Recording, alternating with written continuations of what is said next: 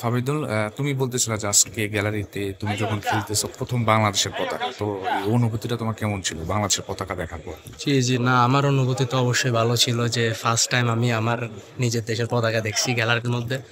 তো এটা খুবই ভালো ছিল, খুবই ভালো এক্সপেরিয়েন্স। থ্যাংক ইউ আপনাকে যে আপনি আসছেন। আপনি এত কষ্ট করে অনেক দূরে থেকে আসছেন যে আমার দেশকে রিপ্রেজেন্ট করতেছেন। এটা খুব, খুব ভালো লাগতেছে আমার কাছে। আচ্ছা, আর বা বাংলাদেশের ফুটবল দর্শকদের জন্য তোমার কিছু বলার আছে?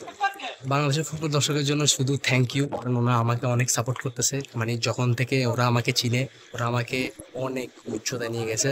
আর আমিও আমার সর্বোচ্চটা দিয়ে মানে ওদেরকে উচ্ছ্বাসিত করবো আরো। ইনশাল্লাহ আল্লাহ পাক যদি চায় অবশ্যই আমি আবার বাংলাদেশে খেলবো। আর ওদেরকে আর কি বলবো, ওরা তো সবসময় আমাকে উপরে রাখতেছে। আচ্ছা, তো আর ওটাই আর কি। বাংলাদেশের দলটাকে মিস করতেছে কিনা বেশ? Was a good experience. So nothing to say, যে yeah I miss every guy. সবাইকে তো মিক্স করতেছি অবশ্যই। সবার সাথে ভালো সম্পর্ক ছিল, কারোর সাথে খারাপ সম্পর্ক ছিল না আমার, সবার সাথে।